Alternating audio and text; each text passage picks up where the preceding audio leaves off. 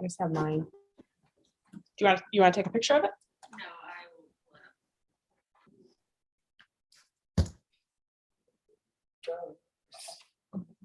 up. I just have mine. I have to- You want to take a picture of it? I will work since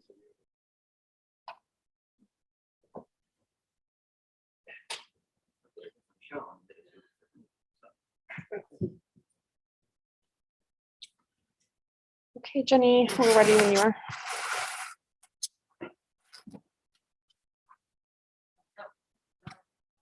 Um,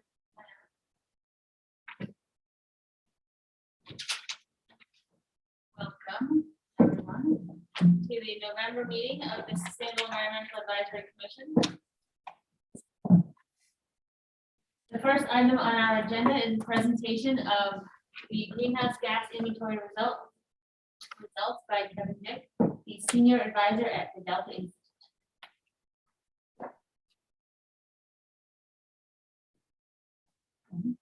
Okay, Kevin. Oh, great. I thought you guys might do minutes, but that's fine. I'll get started.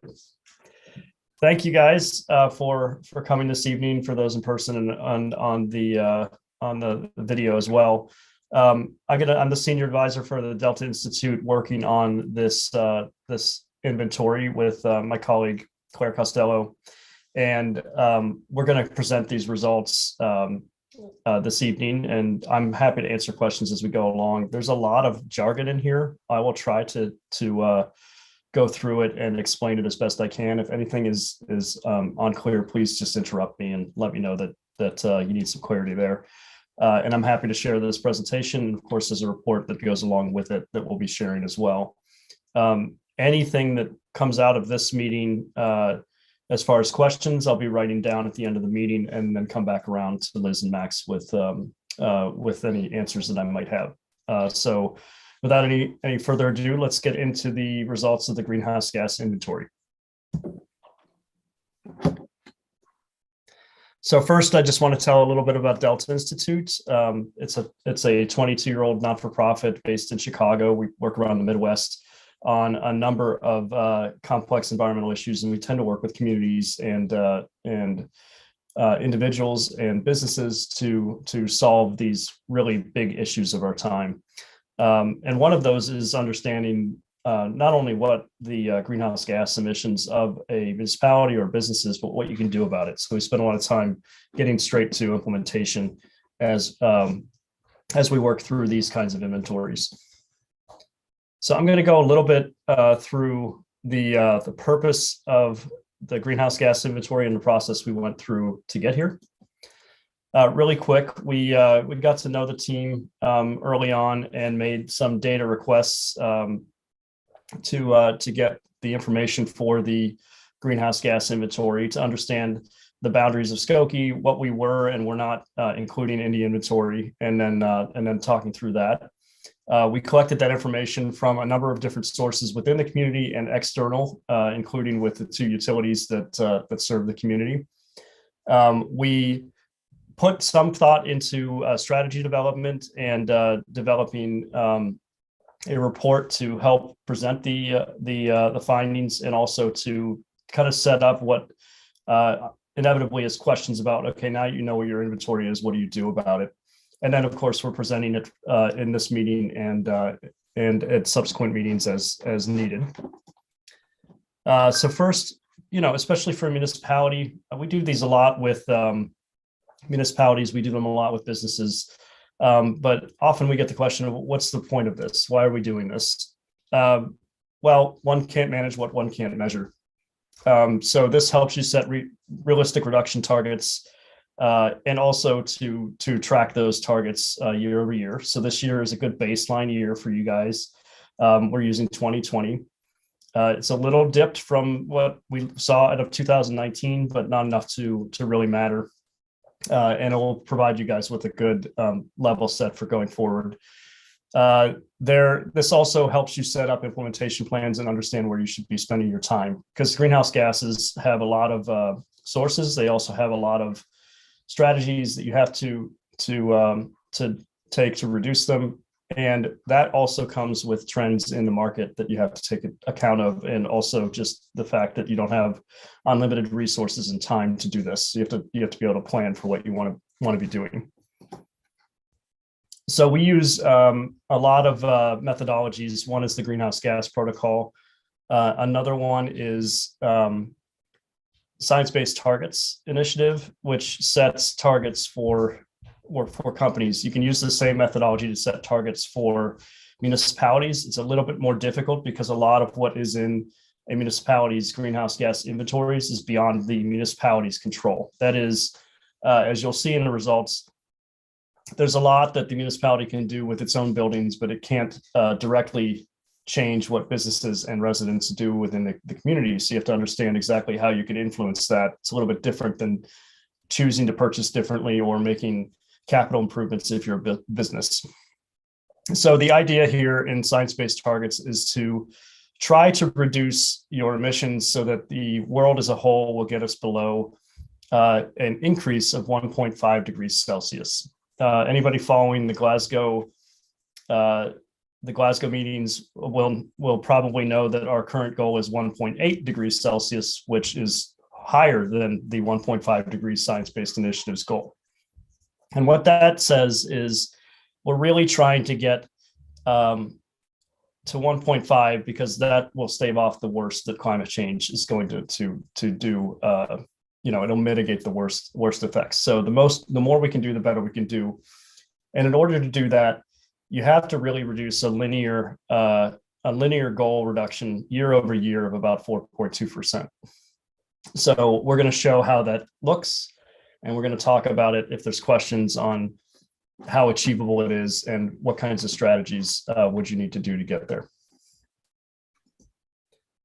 So of course, there are boundaries in a greenhouse gas initiative. We're not taking into account things that happen outside of Skokie. So if a car drives through Skokie, it's not part of your initiative or your inventory, sorry. If a car is owned by a Skokie resident and is used in commuting, is used by that resident, it is part of your inventory.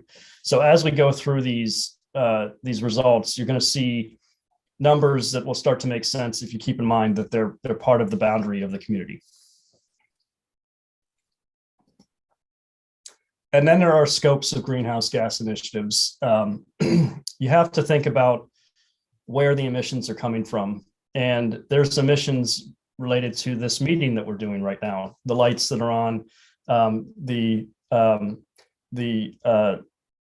data centers that Zoom is using to get this across, all of us having these homes that we're heating, all of that is an emission effectively causing, being a part of your greenhouse gas inventory. So when we look at greenhouse gas inventories, we have to understand where those emissions are coming from, and we call that scope. The first scope is scope 1. That's direct emissions. The easiest thing to think about with direct emissions is it's really natural gas used for mostly heating, but there is processed natural gas. It's happening on the site that you're testing. So these are emissions that are happening in Skokie.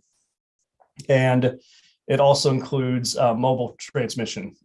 So mobile emissions would include all of your fleet vehicles that the village has, all of the residents owned vehicles, and all the commercially owned vehicles as well. And you'll see that's a significant amount of emissions as we get to the results.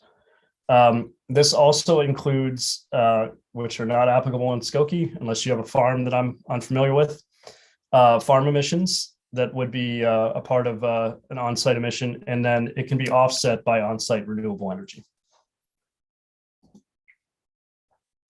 Scope 2 is indirect emissions from electricity. So this is similar to scope 1 in that it's used on site, but the emissions happening somewhere else. And as we'll see with electricity, it's a little more complicated than just getting natural gas piped to your house and then burning that. The emission could be coming from a coal plant. It could be coming from a wind turbine, or it could be offset by a wind turbine. The electricity could be coming from either of those sources. It happens instantaneously. And if anybody knows anything about the electric grid, it's incredibly complicated and one of the greatest achievements that anybody has ever created in the the history of mankind, but it is also incredibly complicated to change and work with as well. So it's a big part of our emissions, as you'll see. This also includes transportation going forward, because with EV cars, they're getting their electricity from a scope 2 emission source.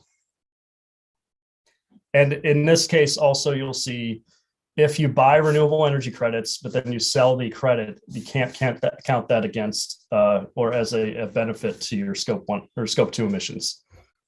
So you report your full emissions. If you retire credits, if you buy a REC, for instance, a renewable energy credit, and retire it, that becomes a credit against your scope 2 emissions, but only if you retire it.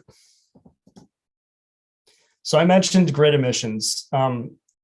If anybody has ever studied up on this, you'll recognize how both interesting and complicated it is. Our electricity doesn't come from our own backyard. It actually comes from anywhere within an independent system operator that we reside in. And as you can see, in northwestern Illinois or northeastern Illinois, we are part of the PJM service territory. So that means that the transmission lines that feed ComEd, the generation is coming from within this kind of TAN PJM service territory. That means it could be coming from New Jersey.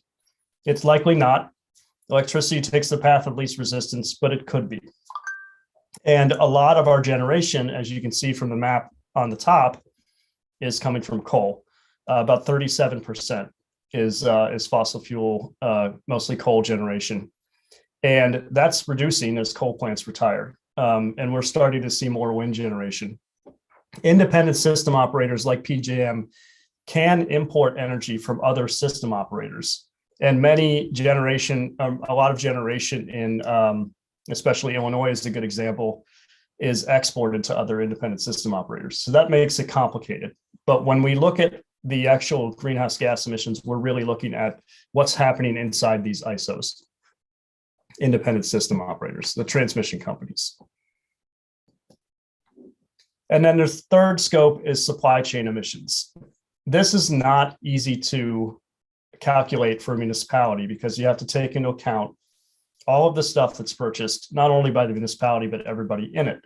You can make some estimates, but generally the protocol suggests you leave this out. The only one that we leave in, because it's easy to calculate and it's easy to track, is waste. And because you have good numbers for all of your residents and the municipality as a whole, we can calculate your scope 3 emissions for waste. But one of the things about scope 3 is it actually encompasses a huge amount of the emissions in the world, more than 40%. So while we don't see it, it's there, and anything we can do to reduce that, purchasing less or changing purchasing habits to reduce supply chain emissions is an important part of the implementation step. So I'm going to pause here. If anybody has any quick questions before I get to the results, if anything needs to be clarified on the terms I've used up to now, please let me know.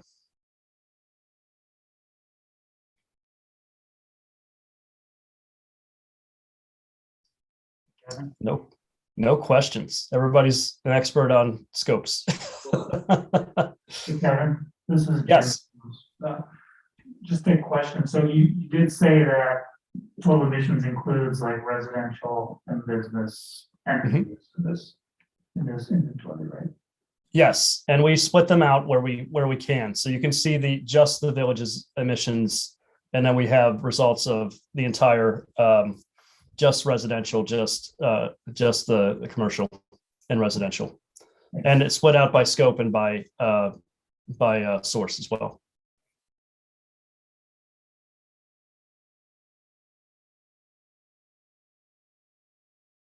All right, I'll come back around if there are questions on anything I've covered so far, but we'll get to the results real quick. So when I talk about emissions, we're actually talking about a number of greenhouse gases.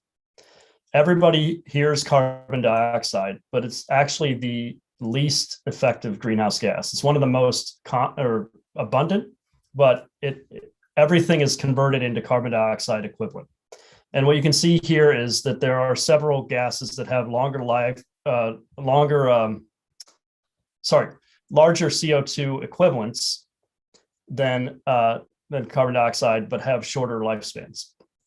So when we look at and we do emission inventories, we convert these fuels into or these emission sources into carbon dioxide.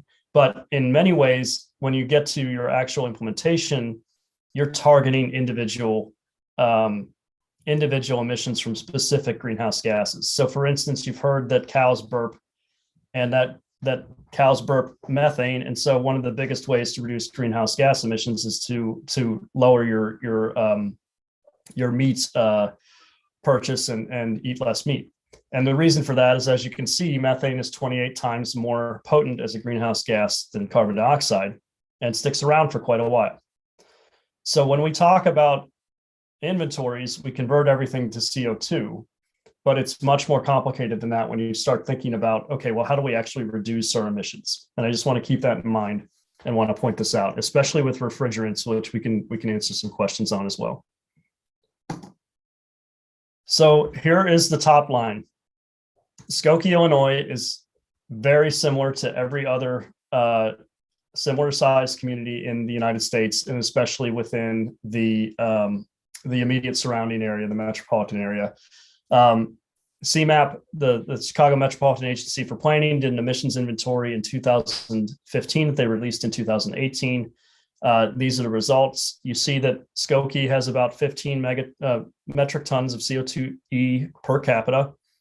And that's around what the per capita, if you see the balance of Cook here, of your neighbors are. So you're right where everyone else is. There are some per capita emissions that are lower, as you see in some of these areas like Kendall. And you would wonder what the reason for that might be. It has to do with the fact that there's more density in some of the other areas. So when we look at the emissions per capita, it's a nice benchmark to look at, but what you really want to be doing is starting to take the data that we provided and putting together for your inventory, use this baseline and start measuring against yourself. Because you're going to find that in many cases, your emissions are very typical. You're below the US average, which is 18 metric tons, but you're above the global average. And you're way above other developing countries. Use India as an example. They're starting to see massive increases in their emissions because they are starting to use more. They have more of a Western lifestyle. They drive more, and you'll see that that's a big contributor as well. The fortunate thing here is one of the benefits that we have when we start with an inventory and understand where we stand is you can start to see where you can make big reductions. And so we'll get to that in a second. But does anybody have any questions about this specific top line number? Any surprises?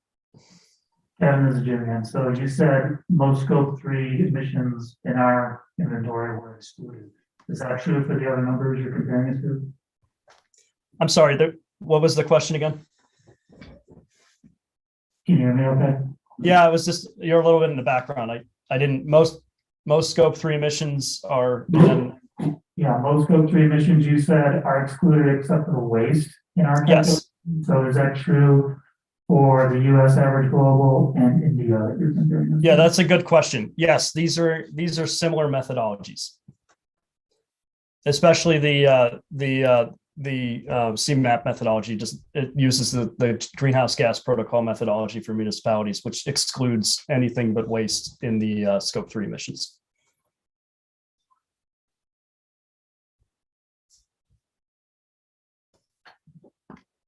All right, so I'm going to move on, but I'm happy to get back to this slide if anybody has any questions. Okay, so the first kind of top line, this is all of your emissions put into scopes and into their source. Stationary emissions is emissions that are from building use, so the built environment. Transportation is just what it sounds like, mobile emissions. And then waste is that third line, that's just your scope 3 waste numbers. That's municipal waste, including as much of the estimates of any residential inclusion in that, and also the waste from the village of Skokie on its own. So as you can see, you guys are around just under 1 million metric tons of CO2 equivalent. And the vast majority of those are stationary emissions, but there's a significant portion that is transportation as well. And a good portion of your emissions are from scope 1, which is fossil fuel use used within the village's boundary. I'll let that sink in a minute and let you guys ask any questions.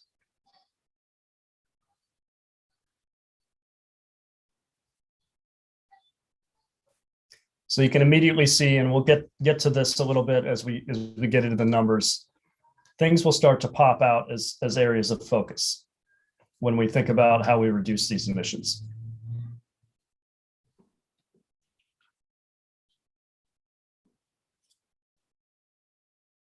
So I'll go ahead and move on, but we can get back to this top line slide. If we just look at the village, you'll see that it's a very small number in comparison. 7,300 metric tons. You'll see that your electric emissions are higher than but not by much, but enough to matter than your scope 1 emissions, which come from fossil fuel use on site. So that'd be natural gas and gasoline and diesel fuel. And then your waste emissions are from the village are under 1,000 metric tons. So I'll go back to that per capita number again. The typical is about 15 per person. So a typical household might use, a family of 4 might use 40 to 50 metric tons per year. That might be their emissions per year. So this gives you kind of an idea of where the village stands with its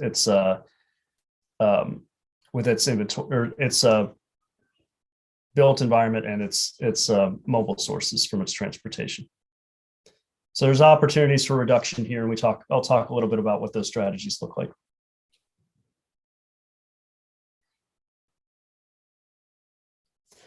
And we did run, because it's hard to compare you guys to somebody else village-wide, because it really comes down to how many buildings and how many operations you have.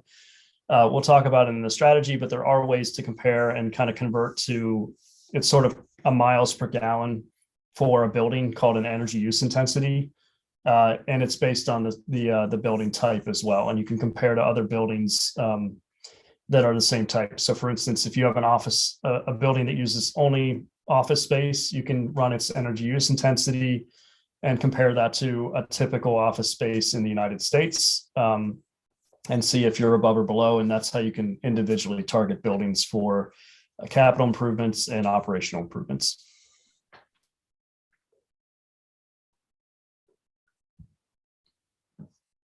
So next we get to stationary community emissions. This is the community as a whole.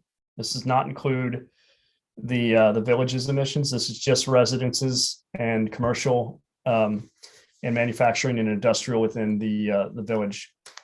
We don't have processed natural gas. We are talking to NICOR about getting that for the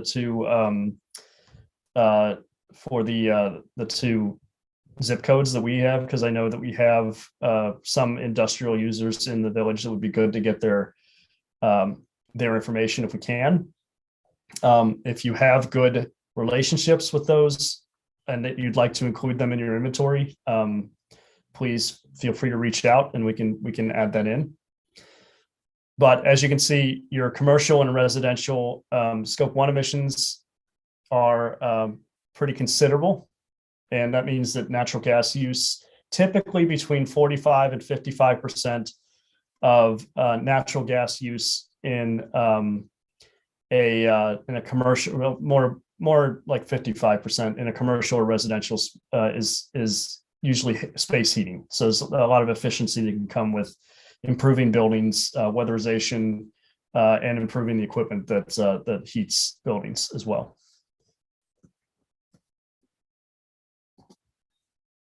So again, the vast majority of your emissions are stationary.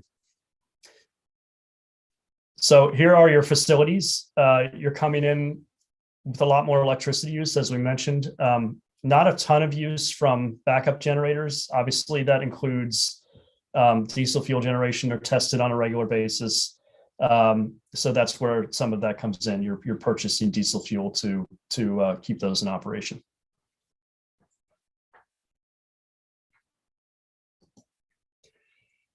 And then community emissions and transportation, the vast majority of this is single occupancy, 2-car families, owning vehicles within the village.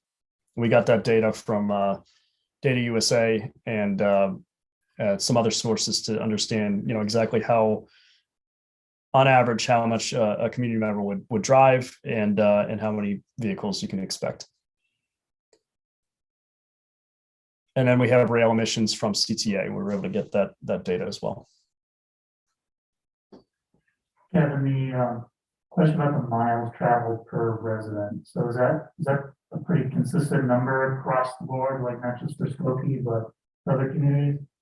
I'd have to look that up. I think you guys are probably pretty typical, but I didn't make that assumption. We did get Skokie's data, but I can make a note and come back around on that comparison. I have to imagine it is. There's a lot of commuters that come from Skokie, and a lot of the work I've done downtown with buildings on community studies tend to show that there's a decent amount that residents will come in using public transportation, but you guys are far enough away that biking and walking are not usually used as transportation. So you do probably have a lot of and we do have that data in the report, some single occupancy vehicles coming from Skokie for the commute. And that's the interesting thing is I want to say it's 2019 data that we were able to get for that. So I imagine 2020 would be a difference. When we talk about, and I want to talk about this at the end of the meeting, what do you want to survey your residents on, understanding their priorities? This would be one of those areas that would be useful to do so. Because you can have a significant reduction by reducing on-road vehicle miles. And again, solid waste from community is mostly from solid waste. There's some wastewater emissions, obviously, and then biologically treated waste as well. And that comes from basically your water use within the community. Two things there. One, composting is a very effective emissions reduction strategy. Especially you guys do a really good job with yard waste. We see a lot of communities that don't collect, and therefore it becomes part of their solid waste, and that's a big problem from an emission standpoint. For every pound of organics that you divert from a landfill, you reduce about 4 pounds of CO2. So there's a decent reduction there. That is worth going after. And then with wastewater, it's not just what you flush down the toilet or what you're putting in as watering your lawn. This also includes cooling towers, and you guys have some significant cooling tower use with your hospitals, as well as with some of your industrial customers. Anytime they're more efficient at cooling their building, they're going to reduce their wastewater as well. And it's usually about a third of your water use in a typical building I see is usually attributable to cooling. So you get that double whammy reduction if you focus on reducing cooling water use through energy efficiency.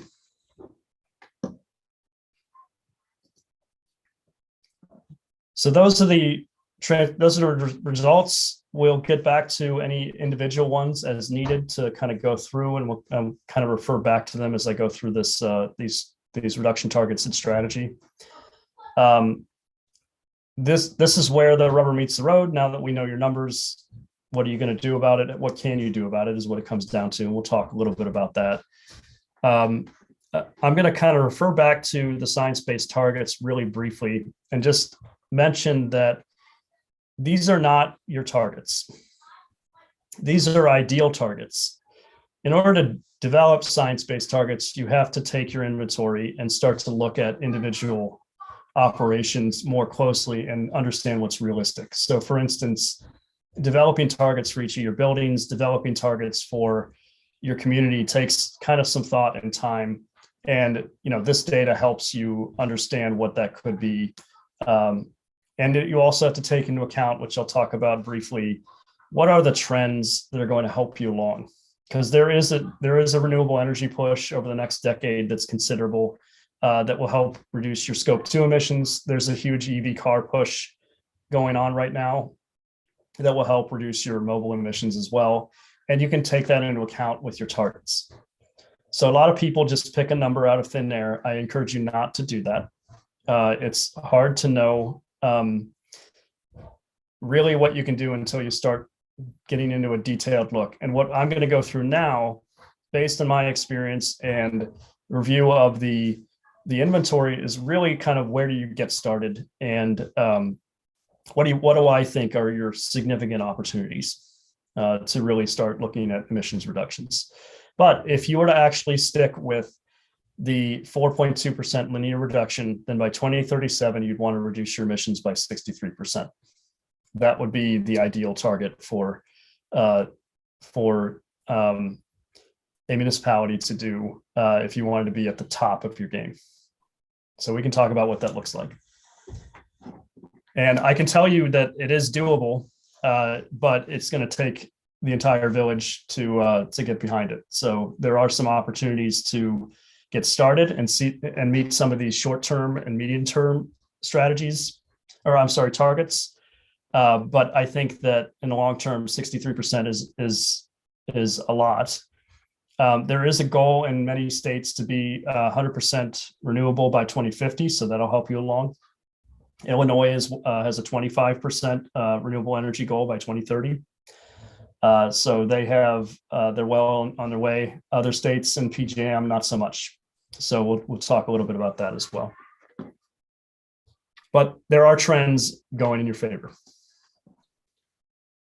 So the easiest thing for you guys to do as a village is to focus on the strategies you have control over.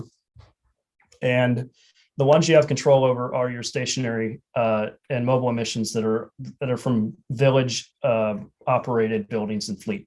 So we'll talk a little bit about that. The most obvious one that I tell everybody to do is start tracking on a more regular basis and benchmarking your buildings. So having every building in Portfolio Manager, there are fire station and police station comparables in Energy Star Portfolio Manager that are based on real buildings, and getting your buildings into Energy Star, tracking and comparing those will help to understand where your opportunities lie. We did get data on refrigerant use, and I saw a lot of R22, which is an older refrigerant that's no longer allowed in new equipment. That tells me that there's some old equipment that needs to be replaced. It's not uncommon. That just means that's an opportunity to look at capital improvements, and that's something that takes obviously money and planning to do. But that's just first glance. There's a lot of opportunity there. There's also a lot of newer equipment that I've seen as well. There's a lot of 134A.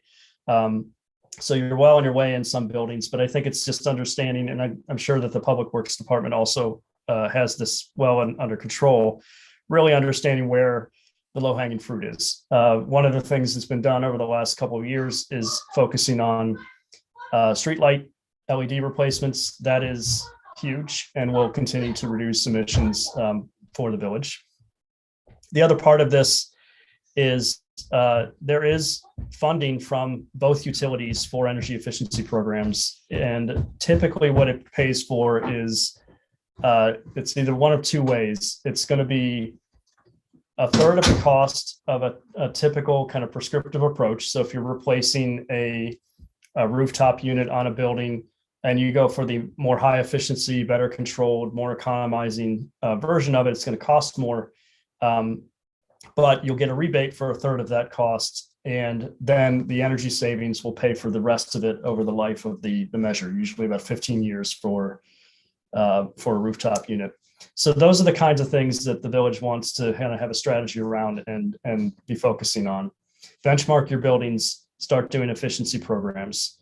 The other thing that happened this year is solar got a big boost from the SEAC legislation, and there's a lot of money rolling out for solar installations. Right now, I'm seeing the internal rate of return for solar projects to be quite good.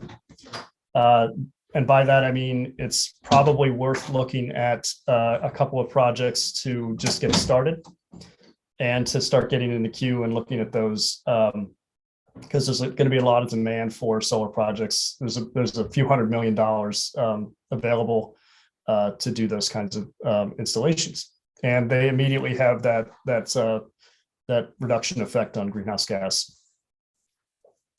And we're already underway with a refrigerant inventory and a maintenance schedule. One of the things we did not cover in this inventory, because it's not required under greenhouse gas protocol, but is coming, is fugitive emissions from refrigerants. It's something we'll want to get ahead of, and that is already underway.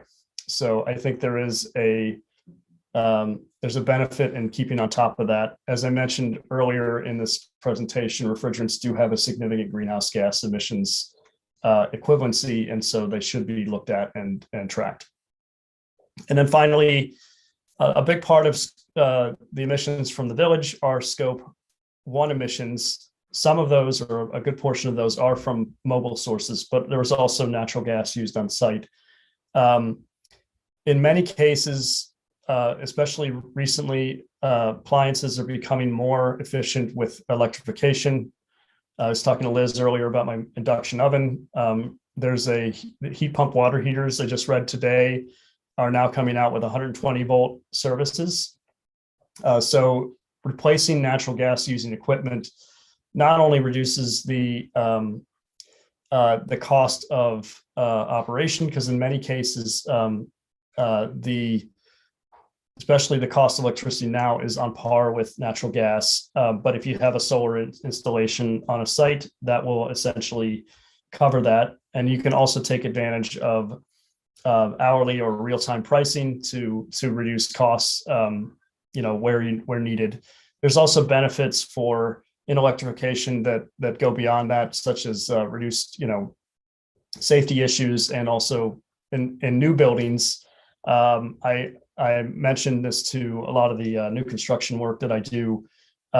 You're eliminating an entire, if you're going with all electric buildings, you're eliminating an entire sort of trade from having to run the gas lines, run all the meter equipment, and it is a savings and should be looked at. It's obviously on a case-by-case basis. And finally, increasing organic waste diversion. I mentioned the benefits of that. For it's already been done. More of the same. And for mobile, this is very obvious. Electrifying fleet vehicles. It's not good for all things, but I will tell you that electric vehicles have come a long way over the last couple of years, and there are many use cases that can be electrified. And then, of course, having maintenance equipment as well. If there are forklifts, if there are other maintenance items like leaf blowers and lawnmowers that can be electrified, that's obviously going to reduce your fossil fuel emissions. So those are two very basic strategies. And things continue to get better with electric vehicles. Even seeing pickup trucks come out over the next couple of years that the village should keep an eye on.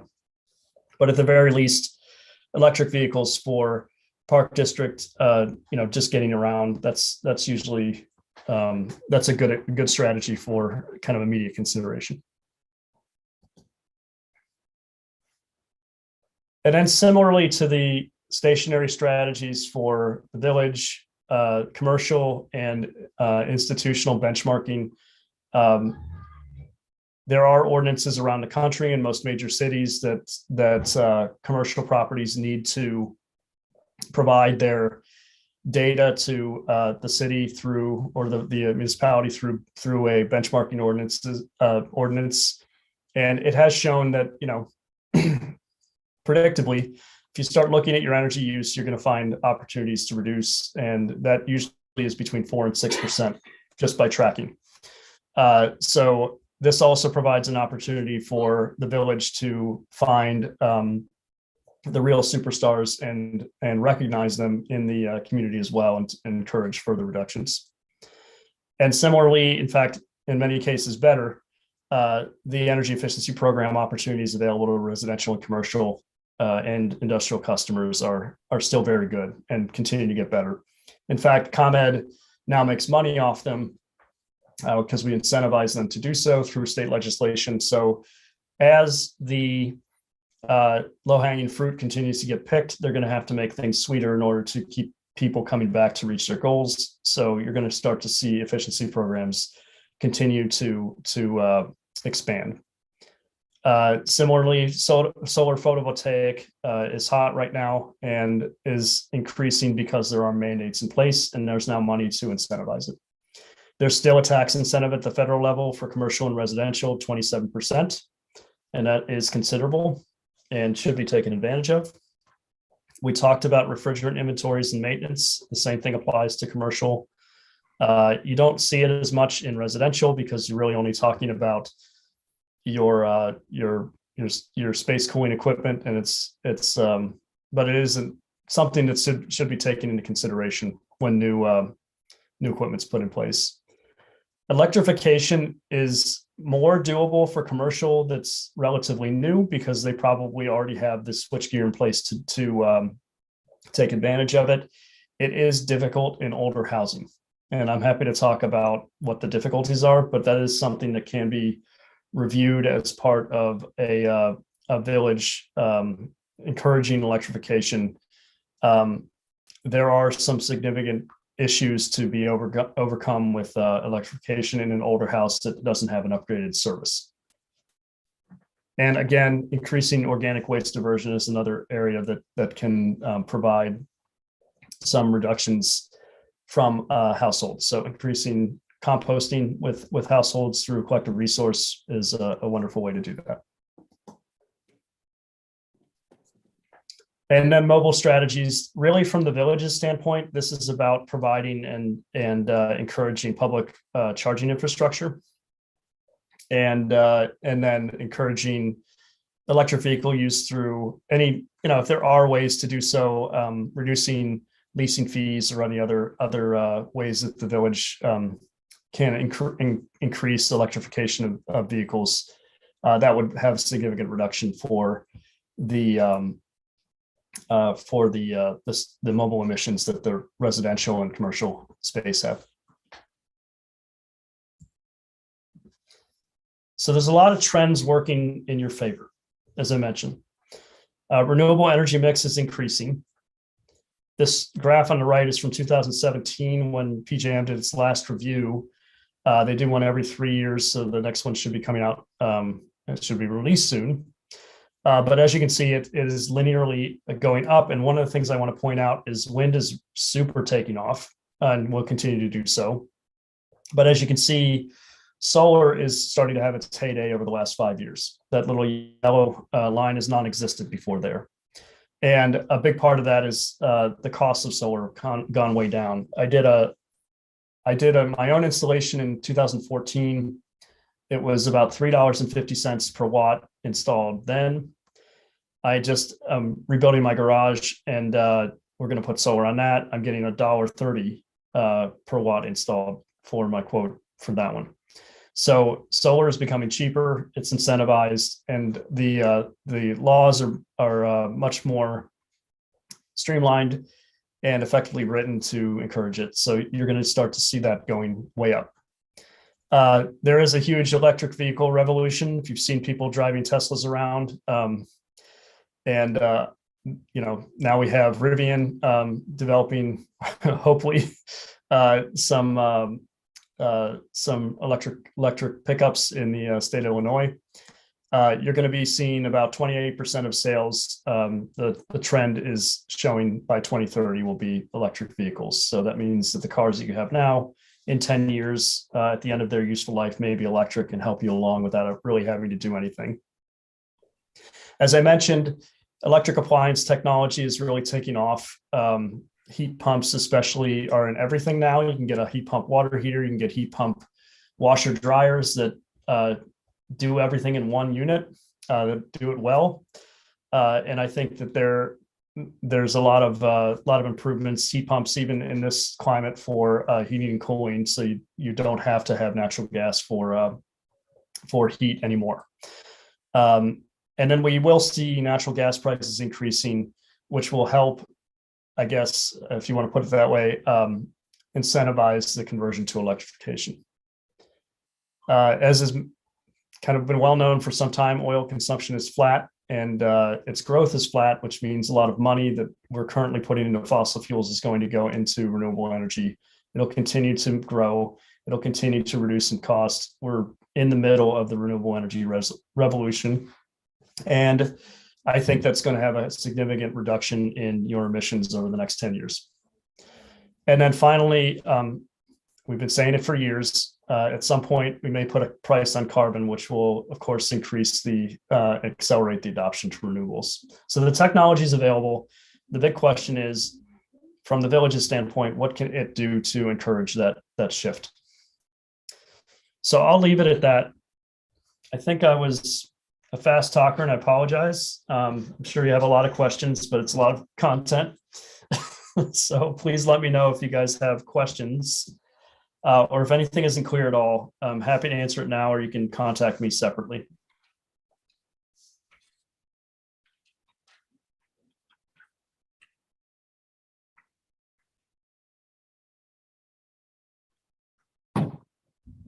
Hey, Kevin, you said 2020 will be the baseline, is that correct? Yeah, you can only go back 2 years on utility data in the state of Illinois from the time of data pool. So if you have banker boxes filled with old bills, you can pull those up and pick any baseline you want. I think 2020 is just fine.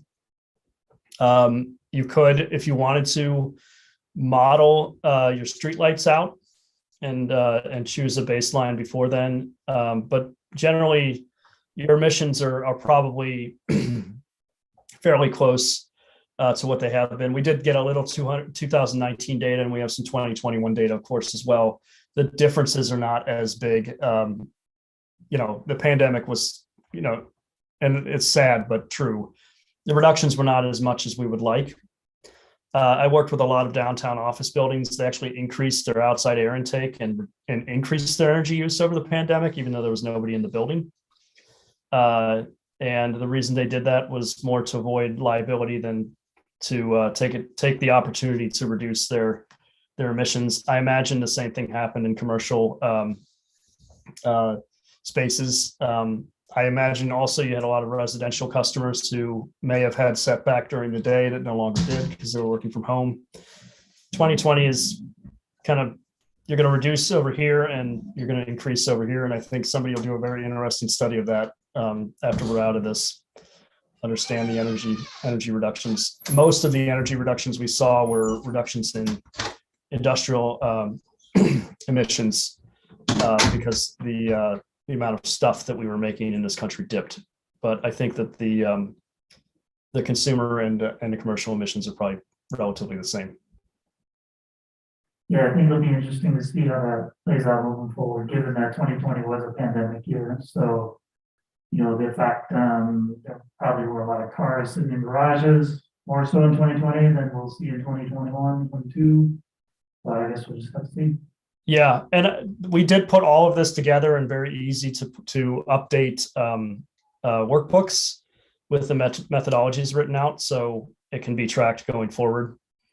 And I think that's important. I think you guys should be rerunning these, if not annually, every couple of years, just to see where you are. My inkling is, some of these are too big to see significant reductions that can't be explained away by other trends. So for instance, mobile, if you did a big campaign to get people to commute by rail, how would you really know if it was going to be swamped by something else? Because it's not granular enough.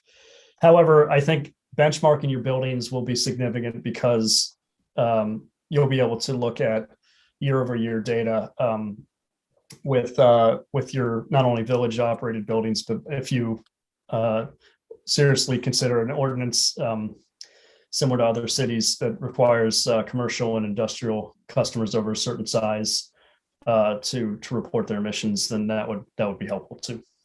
You'd be able to look at those year over year. Kevin, I have a question. I think at the beginning of the presentation, you mentioned that the stationary, and I looked at the percentages. So stationary is about 75%, transportation about 21%, and the rest is waste. And out of that, it seemed to be at least half of the stationary was commercial. Did I misunderstand that? Yeah, a good portion of scope 1 emissions are commercial emissions. Yeah. Okay. In fact, So most of you can see it here. Most of the emissions are commercial emissions, which you have about 250 large businesses. And then your residential emissions it's right there. Go ahead, you can continue to ask your question. Is there, I was going to ask, is there a way to break that down by where it's coming from? Because 385 compared to total stationary, or not totals, but stationary of 721,000 seems quite a bit. So we are asking NICOR if they can give us more granular information. They do. I used to work with them on their programs, and I reached out to their director of the energy efficiency director, and I know they have it. I think they're running it in the background. By zip code, we might be able to get the rate class that customers are coming from and be able to break that down a little bit more. I'm still pushing on that. It's not something they normally provide, so trying to get it out of them. Okay. But I think that what I'll do is, we kind of got a report. I'll put some language in there, digging into that a little bit more, just based on my experience and what you have, especially hospitals have a huge scope 1 emissions because they're running generators all the time, as well as just heating and cooling 24 hours a day. So I think there are, I would say it's hard to know if it's typical because you guys are right inside of like a large municipal metropolitan service area, whether or not you have more or less commercial emissions than a typical similarly sized community. So I can look into that a little bit more. Yeah, that would be good to understand. My suggestion, again, kind of goes back to benchmarking, is if you can work with your business leaders to start to report this, you can actually get them to give you that number. Because in benchmarking, what they would do is they would put their data into Energy Star Portfolio Manager, and it would spit out that scope 1 number for you. And if they share their data, they can give you at least their energy use intensity. You can see if you're over or under on a typical building. Okay, thank you. And a lot of public companies are starting to put that into their annual reports. Yeah, it's and I work with one large paper company. They're part of a supply chain. We do their CDP every year. Been doing it for a decade, and they have to provide that report to some of the largest companies in the world that are asking for that information. So it's all coming. And in many cases, I don't think you'd be asking for somebody to, especially a large business, to do something they're not already doing. A lot of these businesses already have Energy Star certification. All they'd be doing is selling or sharing their data with you. So I highly recommend it. It was, when we did it in Chicago, it was not as controversial. It was more for the smaller sized facilities. They just were concerned about the cost of running the, having somebody certify their data. But most people didn't mind sharing their data.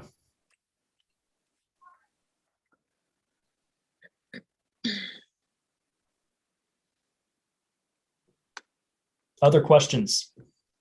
It's a lot of information, I know.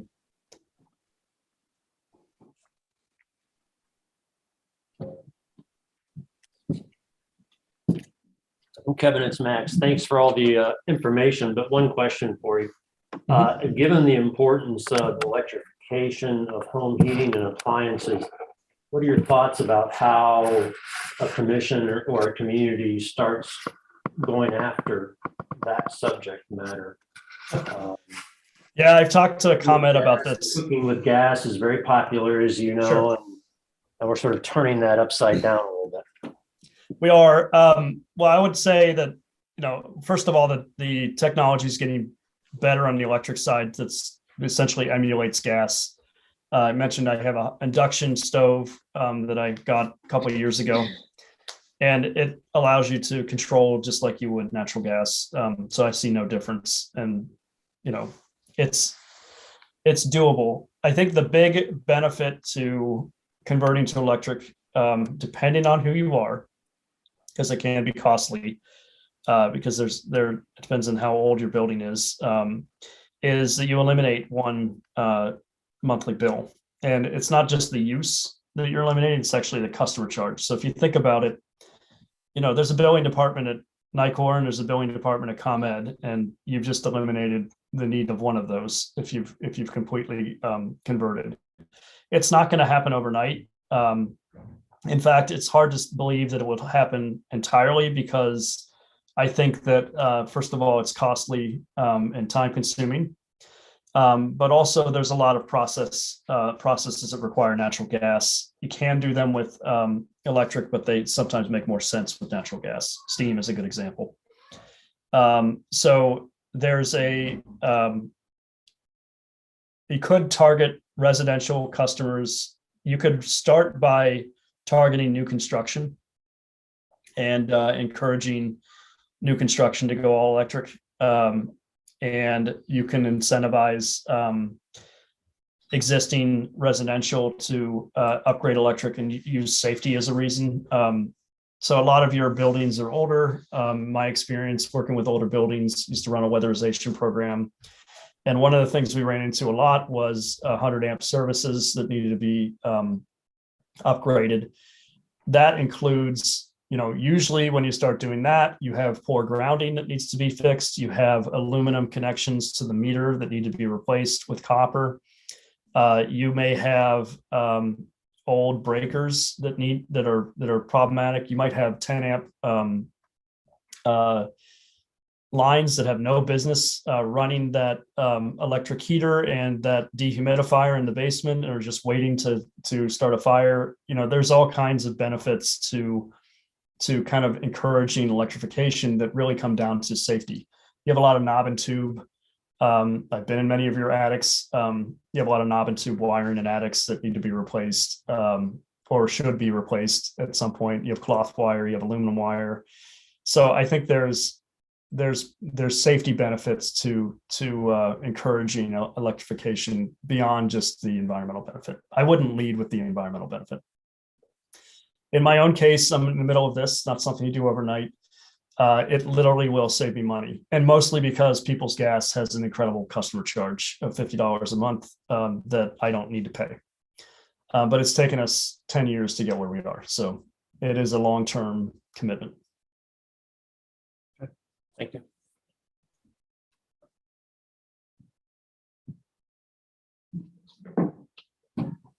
Kevin, it's Jenny. I have a question about switching to electrification. How much, when we're talking about,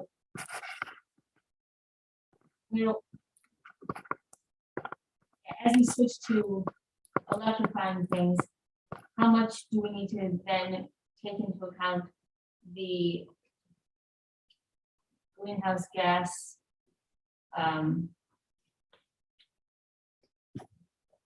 Increase, yeah, from the scope 2. Right, right, well, yeah, especially since some of that is less quantifiable than the stationary sources.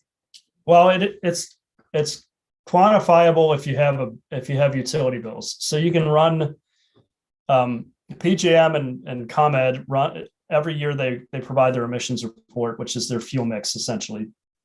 And as the fuel mix gets more renewable, you actually start to reduce the emissions from scope 2 because you're eliminating coal mostly. So coal is really going away. About a third of coal plants in the country closed in the last 10 years. Another third will close in the next 10 years, and maybe the rest of them will be gone by 2050. So you're really seeing coal go away, and that reduces emissions, even if it goes to natural gas, which many of them are doing. But you're also seeing mostly wind, but even solar start to replace that baseload electricity provided by coal. The other thing you see is nuclear is actually pretty big part of our energy mix in PJM and in Illinois. In fact, a lot of nuclear in PJM comes from Illinois, and that's not going anywhere. Those plants will probably retire in 20 years, but they may, as anybody's followed energy legislation in the state, there's 4 of them that we're propping up right now in our bills. They're not going anywhere, and they are technically zero emission energy. So you will see increases on scope 2, but not as much as your decrease on scope 1. And most of that has to do with the fact that the energy mix in PJM continues to get more renewable. So you're really making a bet on the future energy mix by doing that. Of course, the best thing you can do if you wanted to is to have solar and then electrify, and then you become truly net zero. Or you can, if you can't do it on your own house, you can purchase energy from a community solar farm, which has essentially the same effect.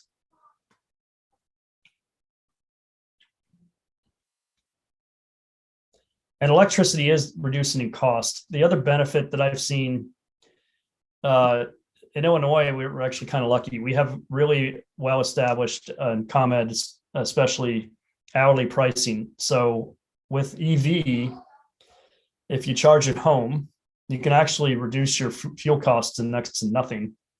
And the reason for that is because if you're charging in the middle of the night, you're actually usually getting paid to use the energy. And I do see a hand up.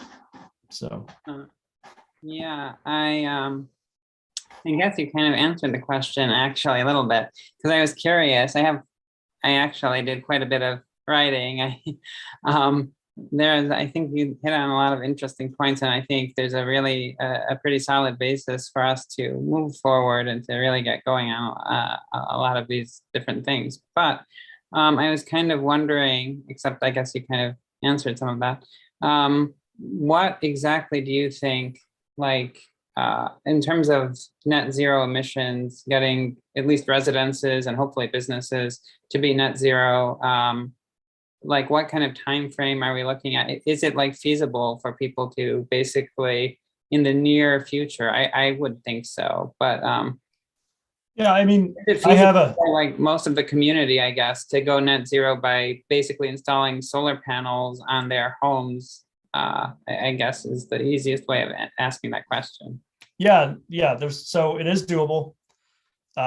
It's if you want to take a home equity line of credit out, you probably do it in 6 months and do all the appliances and solar and weatherization and drive yourself nuts doing so. I've taken over a decade to do it because I didn't have the cash to do it all at once.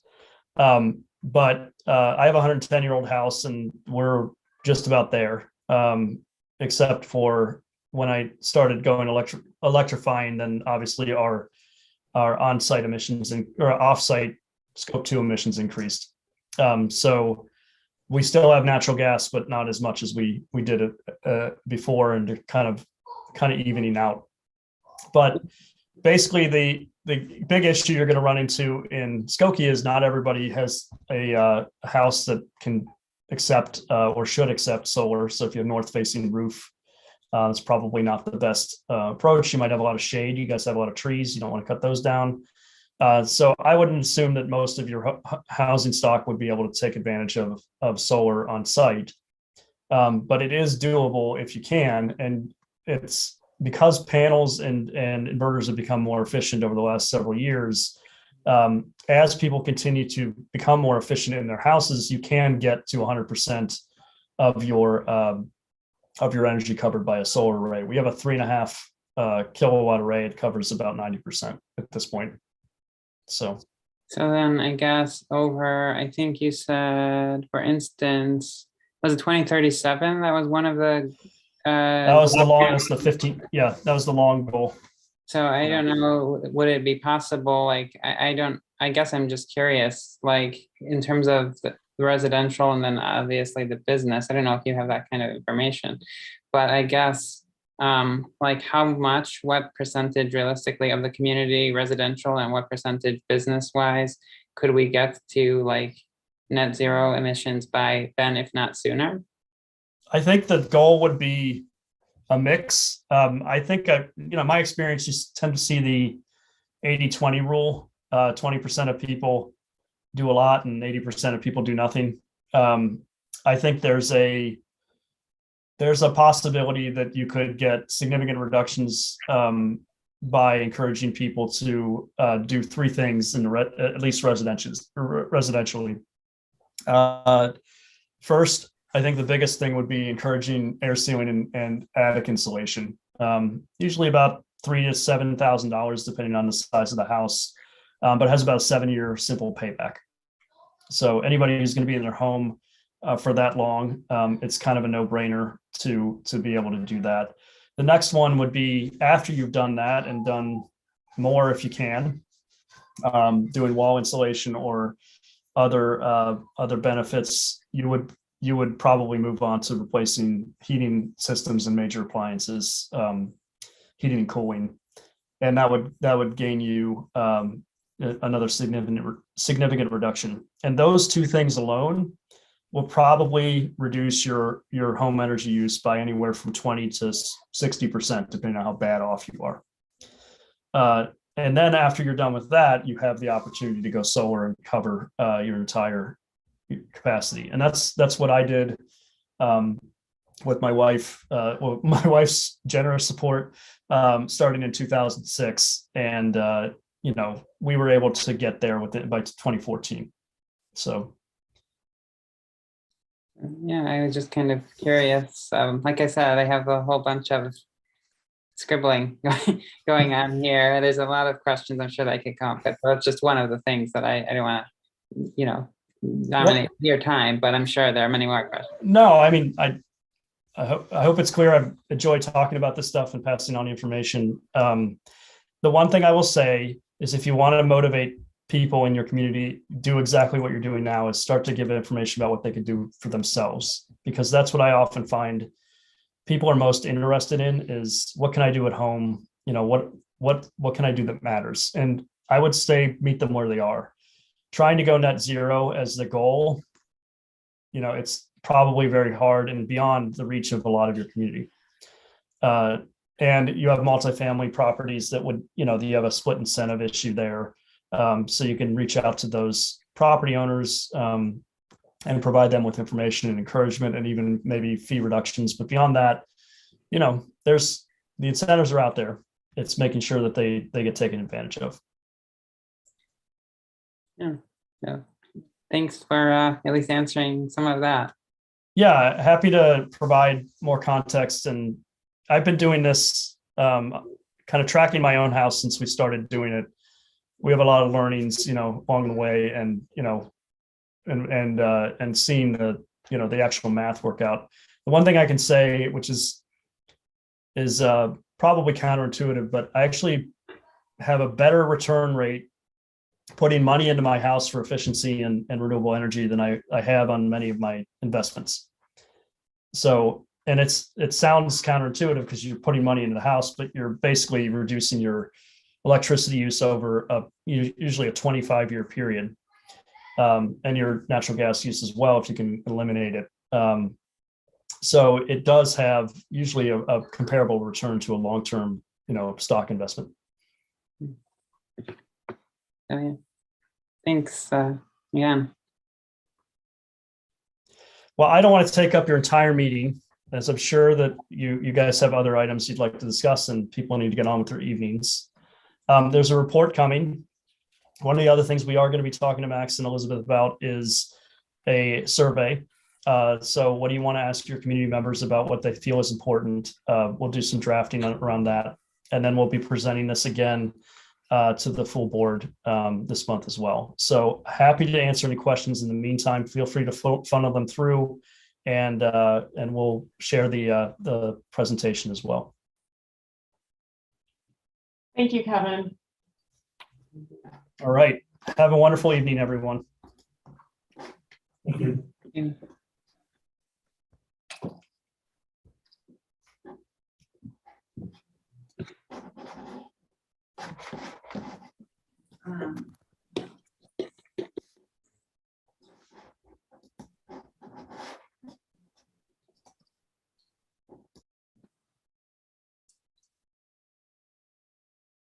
Okay.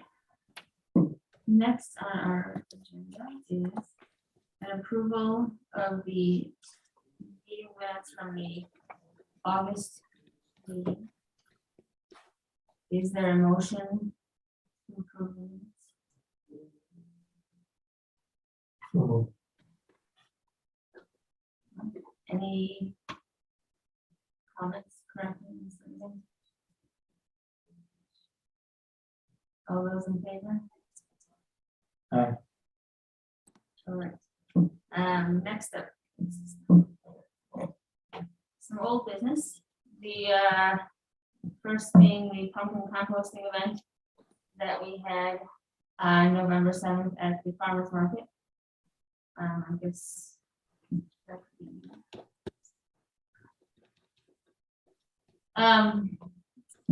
You want to talk about that, or- Yeah, you can, I mean, the only thing I'll add right off the bat is it was our record-breaking year. We had 3.13 tons of pumpkins composted. 3.13 tons. Yeah. And then, we had a summer volunteer, so I'll let Jenny take it away on how that went. Sure. I thought it was really good, and we had great weather, so that probably helped. Although people probably would still want to get rid of their pumpkins, but it seemed like it was a good event. People came out, almost got some good pictures. But people were interested in talking because it was nice out, and were interested in sticking around. A couple takeaways we had, I think, were some more signage about some of the things we're trying to promote. There was a sign on the street for composting, but people still weren't exactly sure where this thing was, but that's easy enough to fix, I think. But on the table itself, maybe have some printout or poster or something about collective resource composting, because when people were more engaged, we were talking to them about it, but if there was something there that people could look at, it's something to point them to, and even if they, and maybe people who aren't, we weren't talking to, or we were busy talking to somebody else, and it's just something for them to look at, and then they might ask about it. There's obviously the natural connection of composting. So if there was just information about it, not necessarily handouts, but just something to get in front of people's faces. What else? I forget. We'll talk about this afterwards.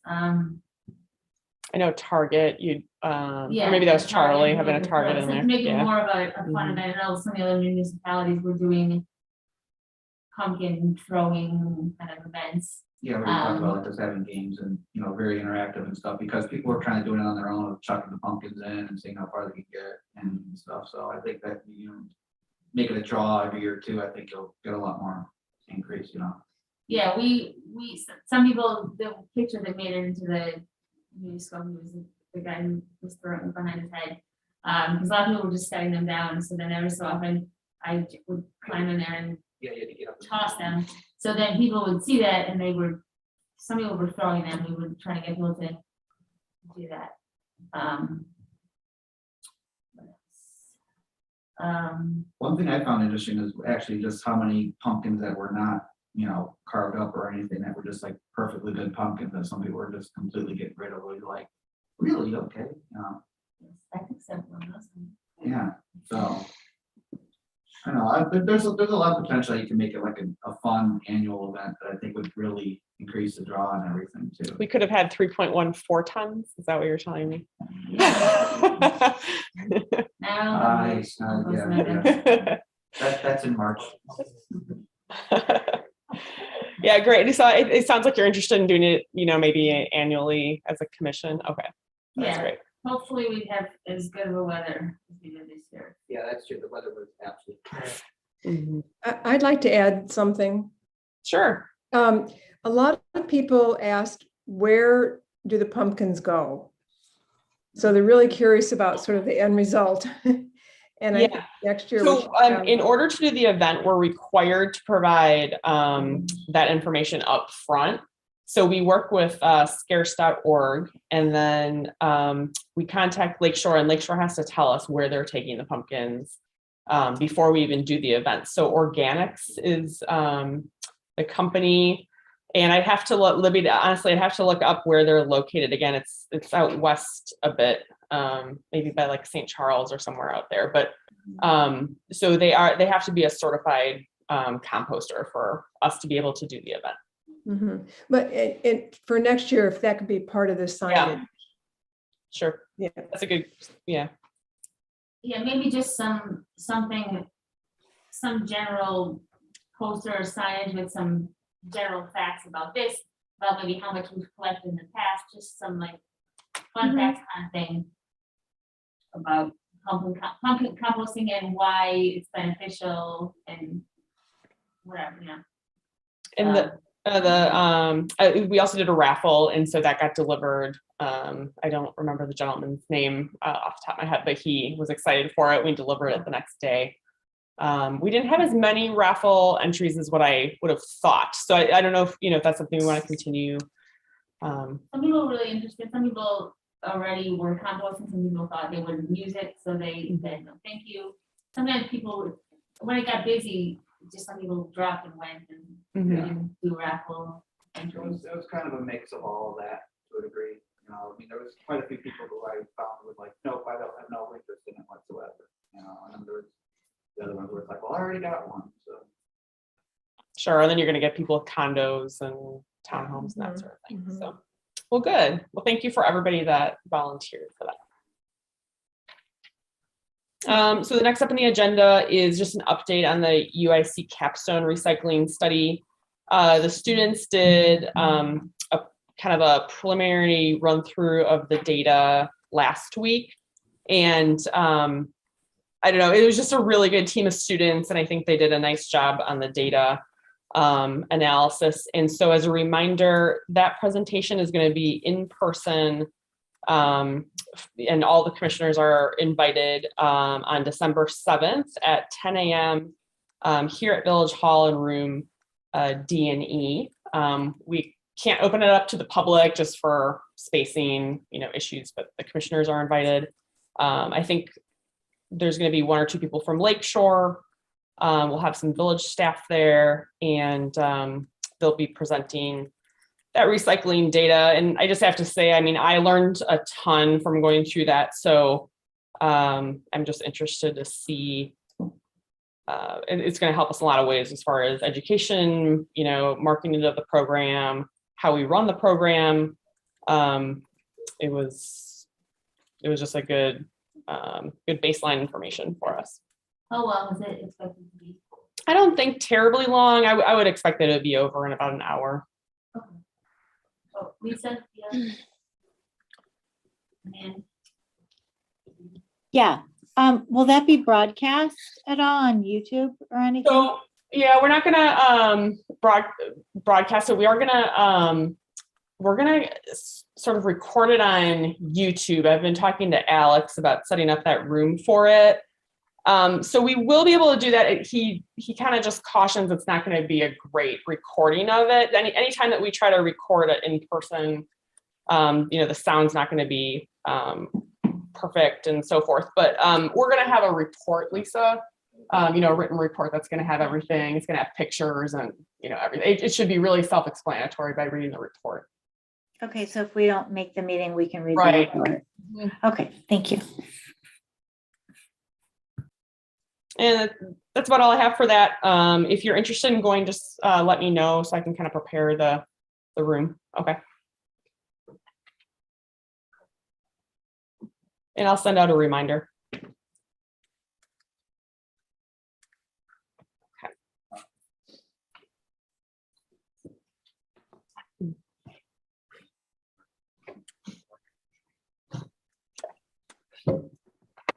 It's an undergrad project. So the question is if it was an undergraduate project. It was a group of grad students, and they were doing a capstone project. And I should mention we're actually underway on the refuse portion of the study. So we're doing exactly the same study on our refuse right now. We really had to kind of avoid some of the holidays in here. So the only difference with this one is we're splitting the weeks of collection to just make sure that it didn't occur on Thanksgiving. It didn't occur the week after Thanksgiving, that we're just kind of seeing some normal weeks in our refuse stream. We still have the same 2 volunteers. They're not quite so eager to do the opening the bags on, on this one. Yeah, we're going to see all of that coming in. And then I applied for another capstone project for the spring semester. And that professor who manages that is like really excited that we applied for it. And so I think we have a pretty good shot of getting in with them again. You know the professor's name offhand? Jeffrey Gowell, I think.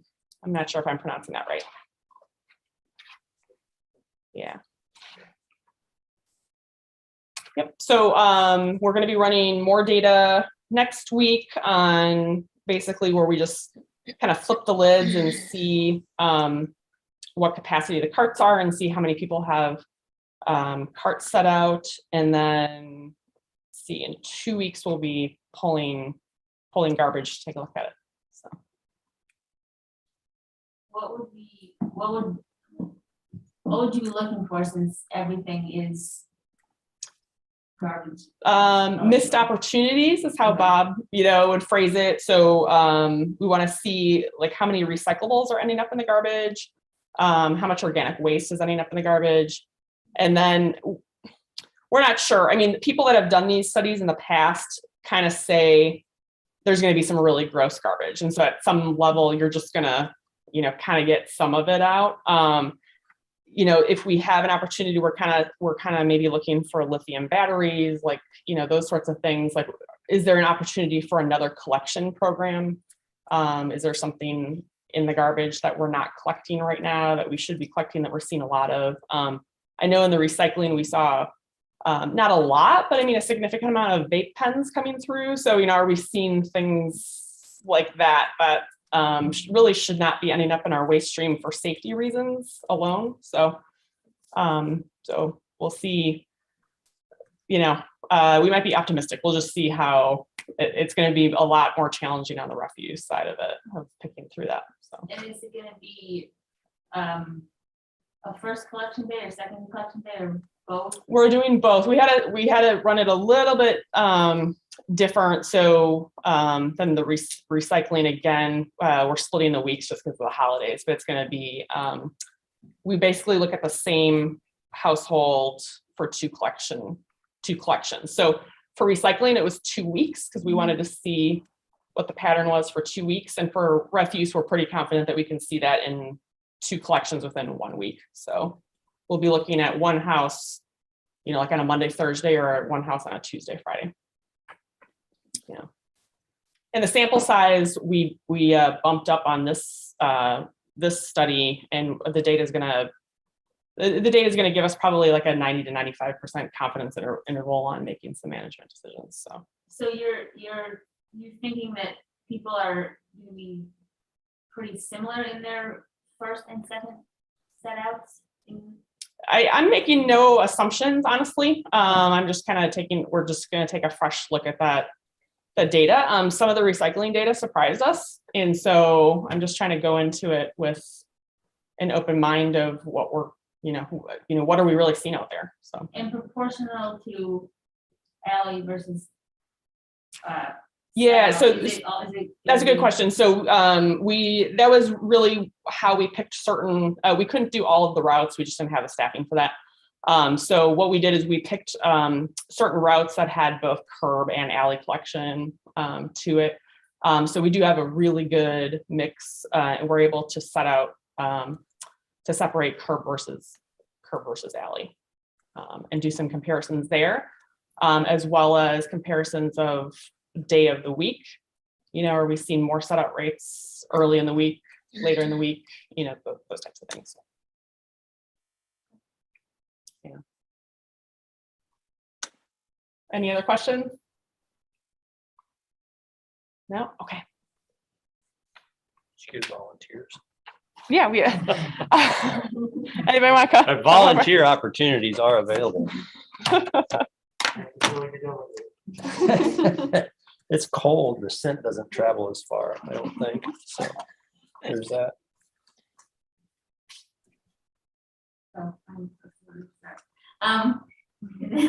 Cue me in. Next up is our first item of new business is an endorsement of the climate action plan for the Chicago region. Thank you. I believe Liz sent out a draft form of resolution. As you all know, in July of this year, Metro Mayor's Caucus completed and published the 2021 Climate Action Plan for the Chicago region. As a follow-on to that, Metro Mayor's Caucus, sort of through the Northwest Municipal Conference, has asked the member communities if we would consider passing a resolution to endorse or to support the Regional Climate Action Plan. As you know, the Climate Action Plan is a regional plan, but as in putting the plan together, of course, the plan recognizes that the important role that all the member municipalities have to play in taking and creating our own actions to further those regional climate goals. It goes without saying that one of the principal roles that this commission serves is as an advocate, as an educational role for our community. So I think if we are of the mind to consider taking that step, provides us the opportunity to help educate our residents about the Regional Climate Action Plan and put it in front of our residents and help to inform them about the presence of the plan, what it means, and helps to educate them about the planning process that we're embarking on to create our own sustainability goals in support of that plan. So this is just a draft form of resolution that we received from the municipal conference. I believe the village board would ultimately like to consider this. We do not have a hard and fast date yet at which we would consider that. I just wanted to bring it forward to you folks this evening to give you the opportunity to take a look at it and be aware of it before we would then schedule it for presentation at a future village board meeting. I think we have sent you all a link to that climate plan in the past for those of you that might not have seen it or had the opportunity to review the Regional Climate Action Plan. We'd be happy to send that out again. It's a large document. We'd be happy to give you the link. 124 pages. It's a good one.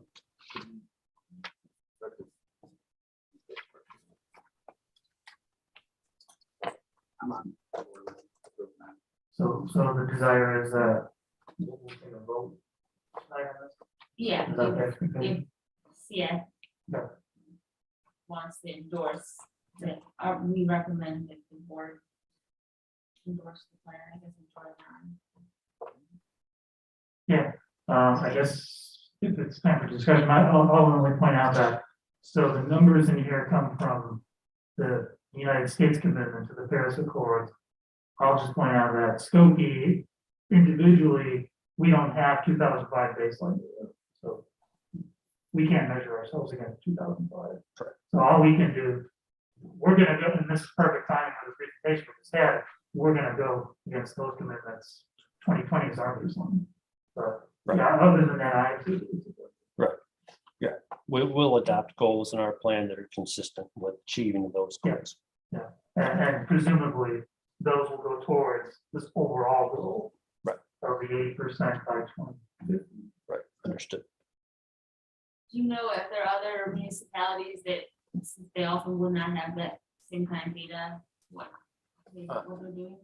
Yes, I'm sure that's safe Yeah, to and say. they're just saying that that's what they're doing, but nobody has that. I also think we could probably extrapolate what we were like back then too, because we're in the baseline of the other areas too. You can probably just say kind of that's where we were at, good chance too, and just kind of use it as an estimate. And then with the rates that we got. Well, just saying, but using this as the beginning baseline. I mean, we now have actual baseline, so it makes We more have sense. to to watch just- our. Very good. Thank you. I guess if there's, if anybody else has anything else, otherwise, a vote is in order.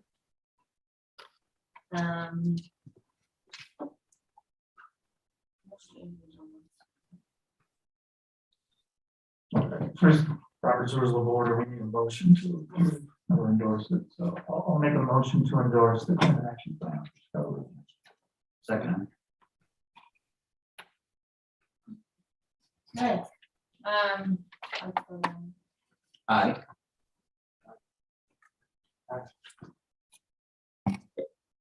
The Zoom is.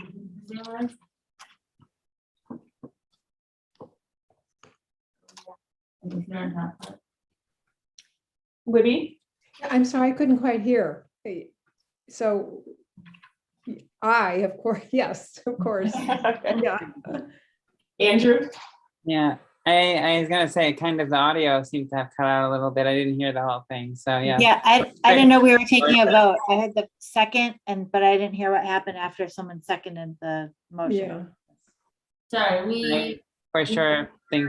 had a motion, to take a vote, at the second part of that, and then we were just going around voting. And after we did the people who are here, we went to those on. I'm in favor. Aye.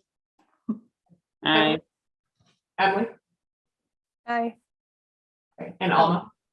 I, So that's unanimous. Huh? The motion passes.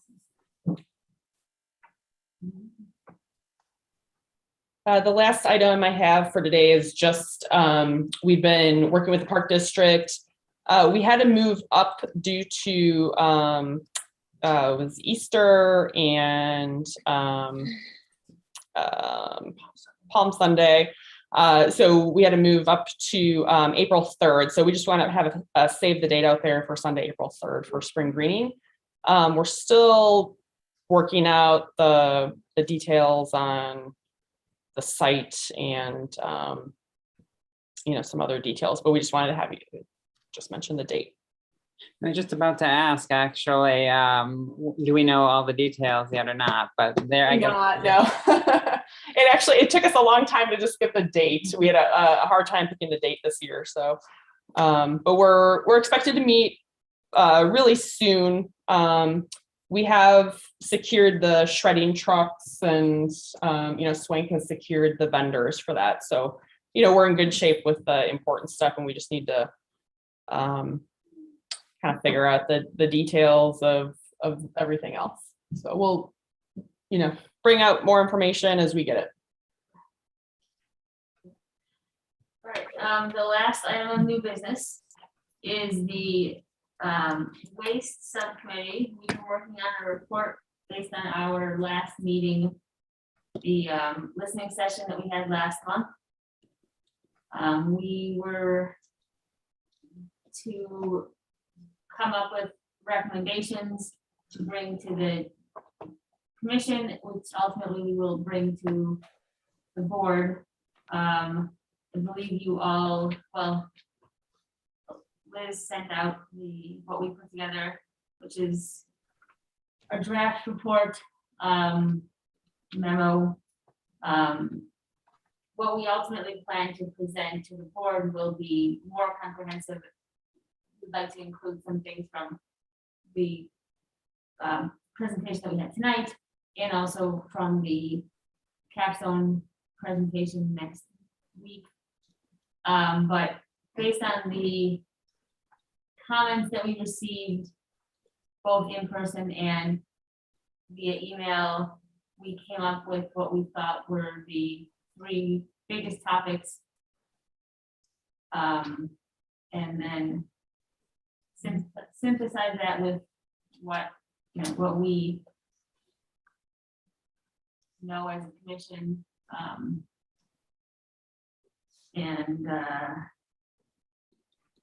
come up with 3 proposals. And I don't really talking, so nobody else wants to chime in. First, I want to make a comment about the quality of all the comments and feedback that we got, not just here, but everything that was submitted through email and the phone. Just amazing quality. And what you see here, it just came pretty much right from that. So it was just so great to go through that and just keep repeating myself how thoughtful the comments were. And, Yeah, how useful. not gripes, just people really.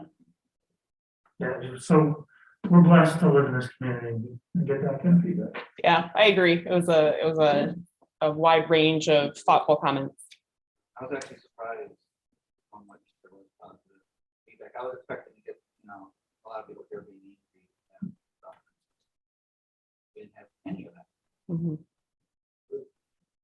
Yeah, I agree with that. I was very pleasantly surprised at that, that the community was overwhelmingly supportive, and in agreement of, working to divert waste. And I think it also reflects sort of where we are, I want to say as a society or something. I don't know. Like, I feel like the time is right to be able to make these changes without, being vilified for them.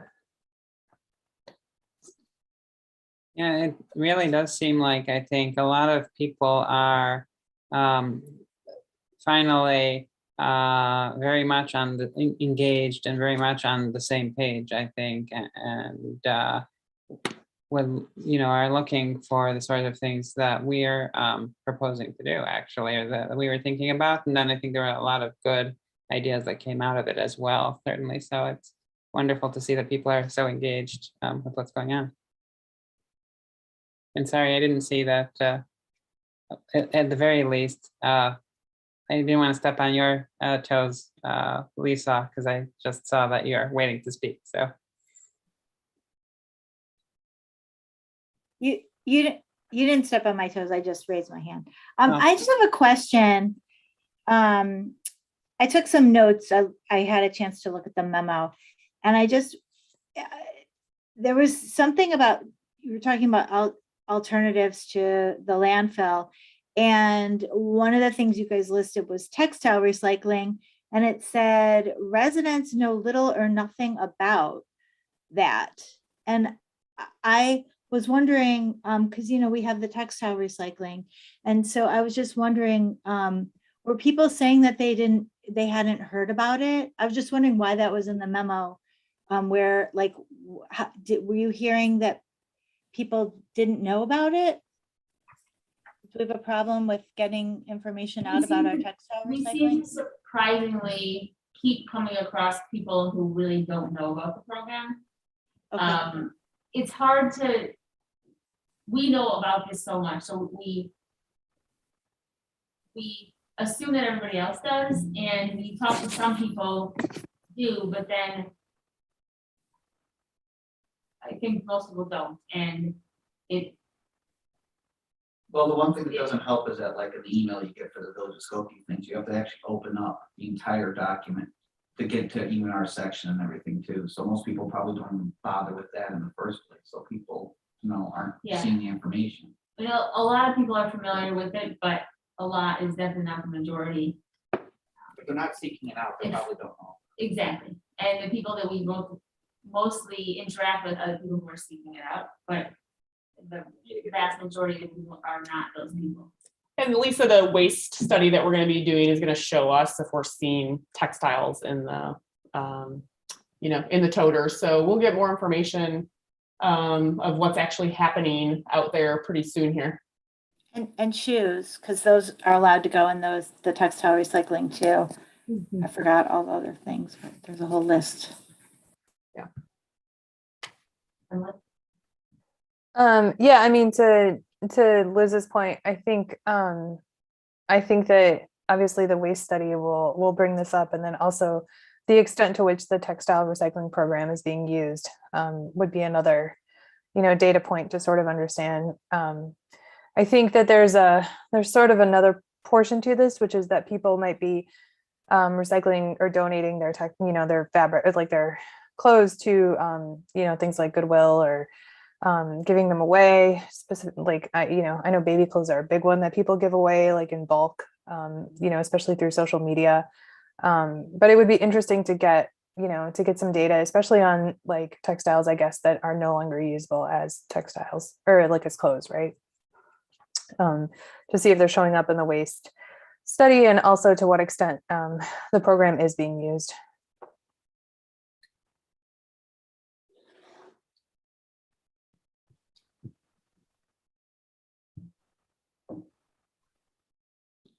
I guess, oh, yeah.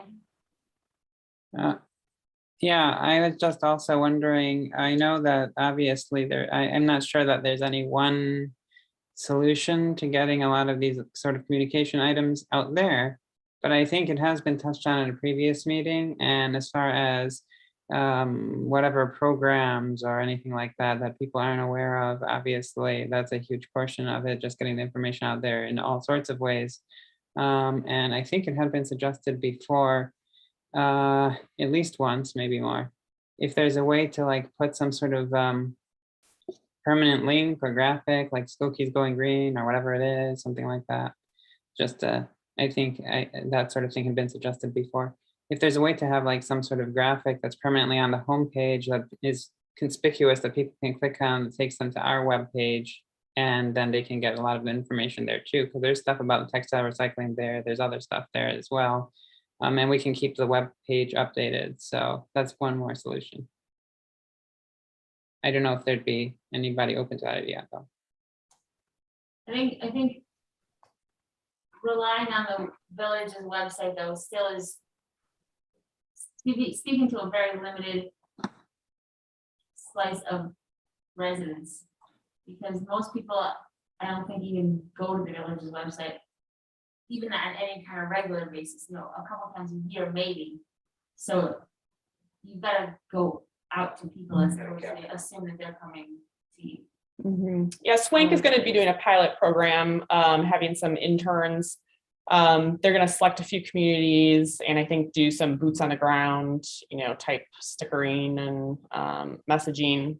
So I raised my hand that we're definitely interested, and I've want to promote that we've got good baseline data. If we get selected, that we would be able to see hopefully if there is any difference. So we'll see where that goes. But that's that we're going to see some of those recommendations coming out, I think, from the Capstone project too. They did a lot of research on maybe some methodology that really works for messaging. So we're headed in the right direction, but we should get some more information, I think, for your report shortly. I'll just add that, so as we compiled this data, these were the top 3 areas. There were other areas, but the vast volume of feedback fell into these categories. So not that there weren't other, comments or feedback that came in, but this just swamped all of it. And I'll just say that it's amazing how well this aligns with what we just saw. Right. Kevin, it's just amazing. I couldn't have predicted that, but the organic waste stream composting, and just getting knowledge out to the community about what they can do that fits right in with the communication feedback. Yeah, we're coming at this not necessarily from a greenhouse gas perspective, just from a waste reduction, which obviously waste reduction has those implications, but that wasn't necessarily the directive, but to hear that coming from Kevin really supports our, you know, our number one objective. Yeah, I thought that was good.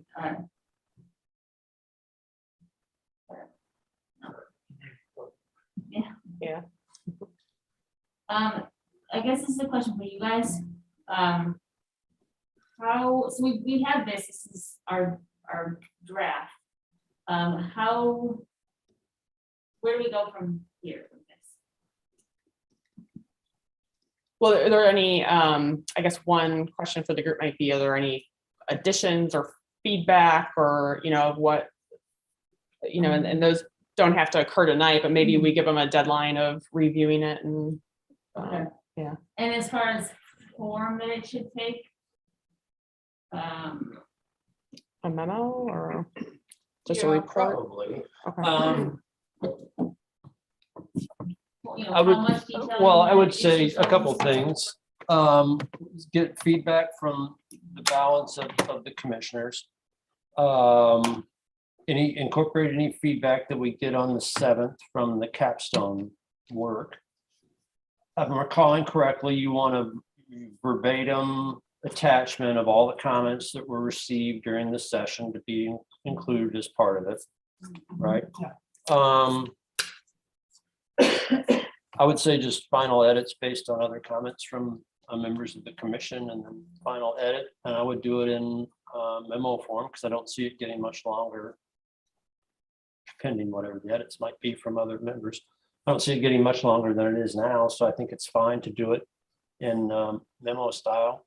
And then, I don't know, maybe tack a simple transmittal cover on it, but that'd be like one paragraph. I don't know, something like that. So we would just need to talk about time sequence. So meet and review the capstone on the 7th.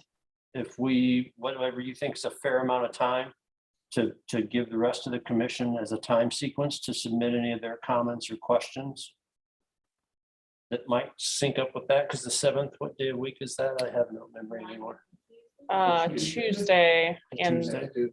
those commissioners that aren't attending, I'm not sure if I'll get the report that day or, you know. So the 10th would be a Friday. So 10th or 17th to have final comments for everybody, whatever you guys think is reasonable. And then after that point, when would you want some sort of final product? Assuming we set, what do you think, the 10th, the 17th for final comments from everybody? Yeah, I mean, we start going into A target. budgeting, yeah. Yeah. Now, you know, this time of year, so. Yeah, I would target having everything wrapped up and have a finalized version of it by the 17th. So I'm starting to get questions about budget today, so. So when, as we're getting comments in, not like, okay, then. Yeah. Okay. I think that works. Yeah, or at least before, you know, the holiday week, I would say, maybe, yeah. Does it have to be something that we vote on together as a commission? I'm just looking at our calendar, we won't get together until the 28th of December. I don't know how many people. Yeah, I don't know. You want to use that as a springboard to your final discussion item, which is what are you going to do for next meeting date? I mean, because I don't know. I don't know that you feel like you need a formalized vote on this. As a trustee, what would be? I think the fall, you circle like that. Once you have a final draft, you circle like that. If you consensus from the commission, I think that's really helpful. Like, Yeah, that feels right to me. yeah, I mean, I don't think the thing's strong objections right now. It's just current draft form. Basically adding something to that. Letting the key dates being, for the budget. Just reading the questions, I'm good with that. I think that works. See two hands. Ellen? Did you call on me? Sorry, I couldn't hear. Oh, yeah, sorry. No, it's okay. Yeah, I mean, I think, certainly when we were putting this together, one of our goals was to create, some sort of memo or something actionable. And I think that that's something that I want to stress to Max and Liz is that, our goal is to create, something that we can act on as a village, and certainly that you, Max and Liz, feel like you can, take to the board and say like, okay, this is right. This is the direction that we're moving in. Like, these are things that we want to work on. And these are, action items that we feel are important. So, I think in looking, in creating a final draft of this, of what we created of this report, I think that's definitely something that we want to like, that's something that I want to keep in the back of my mind. And I'm hoping that, others can as well, so that we create something that really is usable, and is not just like a stance on something, right? That there are items that we can act on, both in the sort of more immediate future and maybe longer term and whatever else.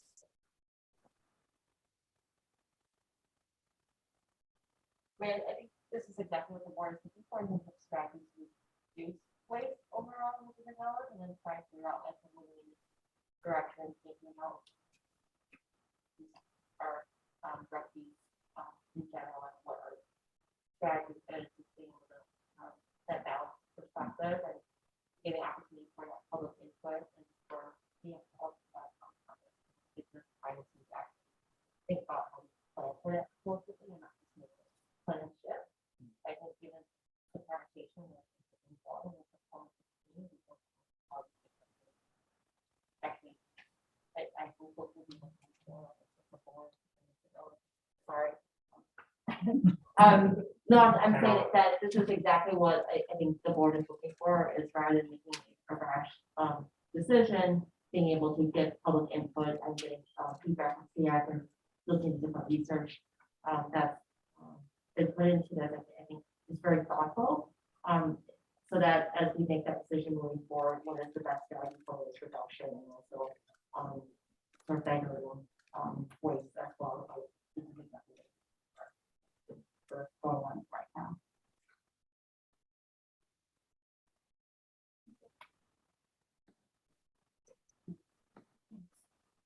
Andrew, did you have something?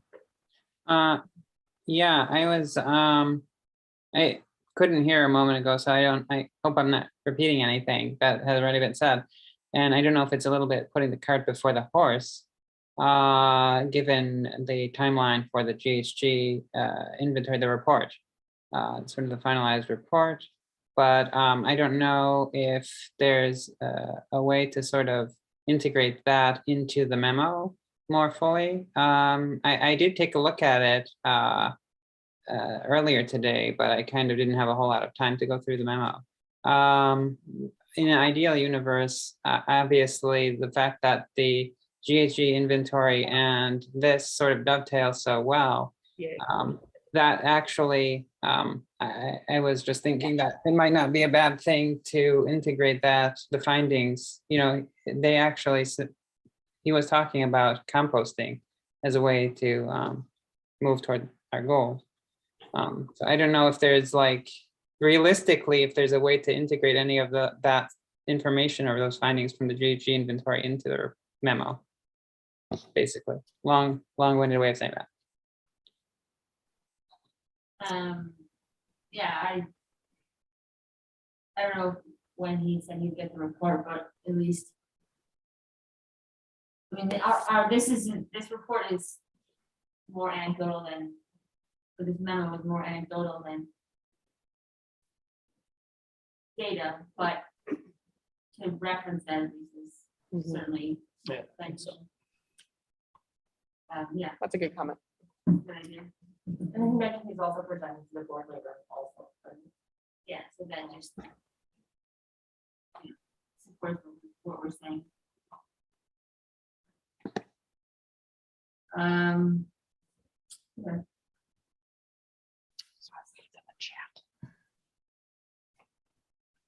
Check the chat here. Okay, all right.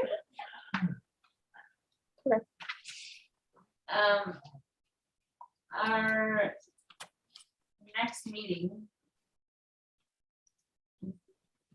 would be the, They couldn't understand, we just make sure they understand the dates that we talked about. I think it's just like what I understand. I think It was like kind of when she's I never. didn't have my So our next meeting, we were talking about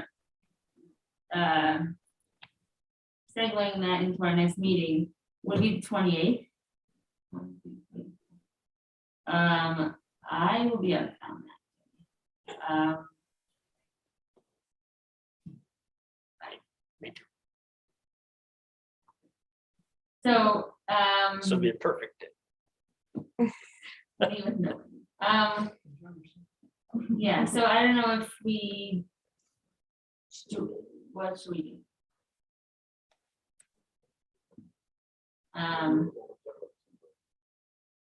Do we, if we skip the meeting, does that have any implications for this, or this is kind of going on its own? What we were just talking about, this not.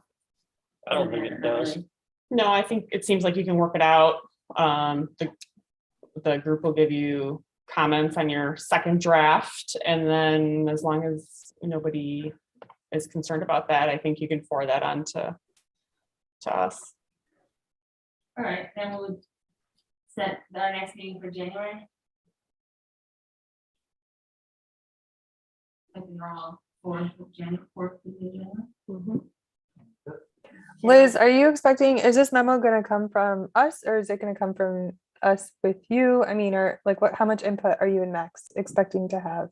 I mean, we'll take a look at your second draft, but I would expect that it would go, it's definitely from SEAC, but it would go to the board, Max, or it would go, yeah, SEAC to the board. SEAC to the board, okay.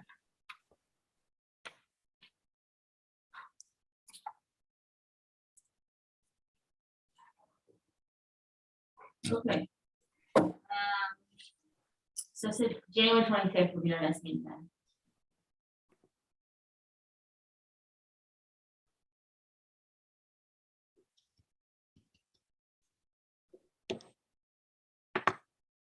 Anything else? I got one little thing is that, because I don't know when they'll be making these decisions by the time of our next meeting and stuff, but, I know that for the Seneca Park decisions making, it's gonna have to go to the village board, I guess, for approval and things. And I know there's been a few community members, asking about what our input and ideas and thoughts were gonna be about the whole issue that's going on over there. So, with the parking lot being moved and the line. So, just keep on people's radar.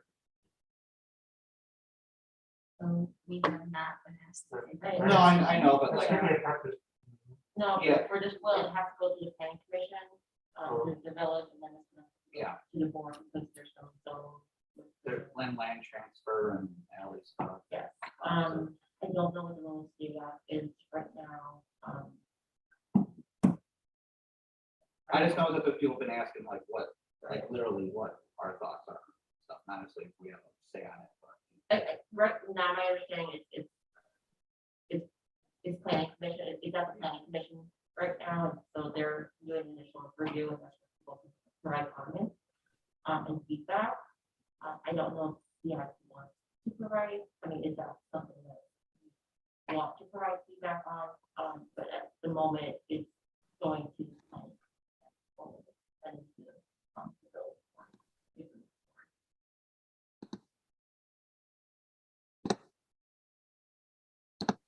I have thoughts on it and stuff, but I can do that.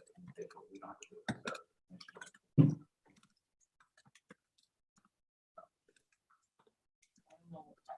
Yeah, we have the- what do you think? Okay. I would not like to have a position as a commission. So if anyone is interested in primary. Yeah. Then to the planning. Yeah. yeah, it's not something that we've been involved in.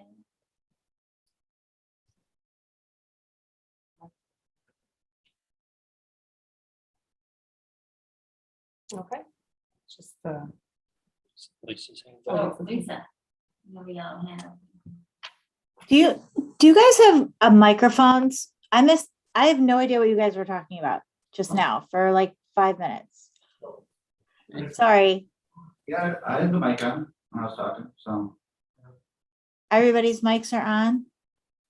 The question was, what role, SEAC would have in terms of, providing comments to the Seneca Park, changes that are being proposed, that is moving forward at the planning commission level right now before it goes to the village board.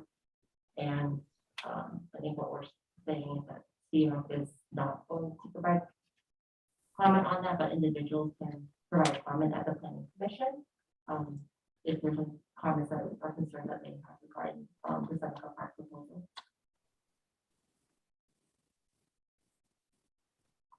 could you hear that, Lisa? Was that Jenny talking? I don't even know. That's Okay. I'll type it. Lisa, I'll just type it in the, Who the was notes. talking? I'm gonna type it in the notes. Okay, thank you. I'll wait for the notes.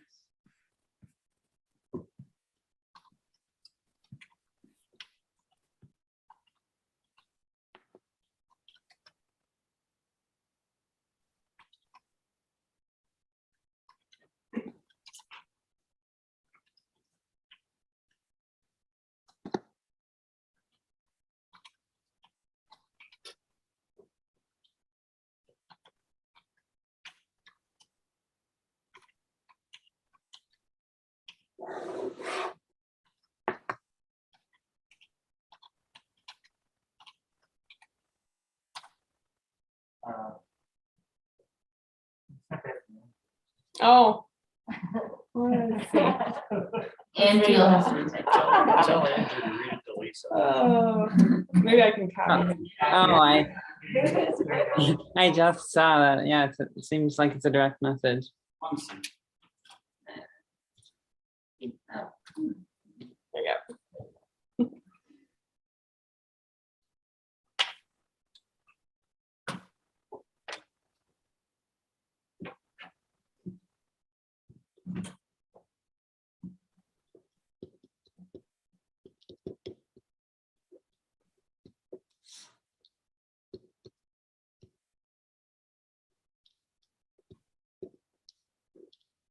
Okay, so I think we've got that squared away.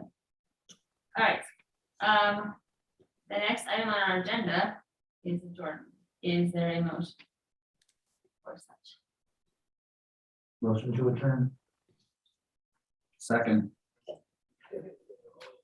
All right.